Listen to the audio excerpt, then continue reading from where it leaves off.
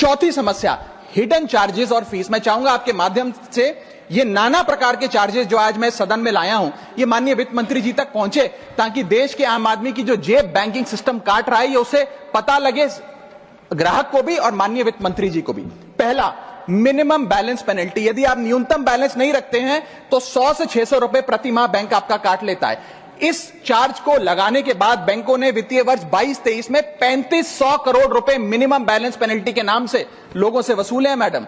दूसरा charge, extra ATM usage. आपको ATM transaction के लिए 2 से 3 की मोहलत मिलती है, 2 से 3 की इजाजत मिलती है बैंकों द्वारा। अगर आप चौथा 5वां ट्रांजैक्शन कर लें तो हर ट्रांजैक्शन पे 20 रुपए एटीएम चार्ज आपको देना पड़ता है। इनएक्टिविटी फी 100 से 200 रुपए सालाना, यानी कि अगर बैंक आप बहुत ज्यादा अपना अकाउंट यूज नहीं करते हैं तो बैंक इनएक्टिविटी के नाम पे भी चार्ज लगा देता है। फिर बैंक स्टेटमेंट आप मंगवाते हैं तो बैंक स्टेटमेंट इशुएंस चार्जेस के नाम पर आपसे 50 से 100 रुपए लेता है। फिर आप कहते हैं हमें एसएमएस अलर्ट के माध्यम से मेरे बैंक के खाते में क्या आ रहा है उसकी जानकारी मिले, तो एसएमएस अलर्ट चार्जेस के नाम पर भी प्रति क्वार्टर 20 से 25 रुपए आपसे लिया जाता है। ऑनलाइन पेमेंट करेंगे एनईएफटी की तो ट्रांजैक्शन फी भी ली जाती है। जबरदस्ती आपको पहले लोन बेचते हैं और फिर उसके बाद लोन प्रोसेसिंग फी के नाम पर 1 से 3% लोन अमाउंट का काट लेते हैं। और जब आपकी किस्मत ठीक चल रही हो और आप समय से पहले अपना लोन बकाया जो है उसका भुगतान करने बैंक पहुंच जाएं तो loan pre closure charges, early payment penalty के नाम पर भी बैंक आपसे पैसा वसूलता है।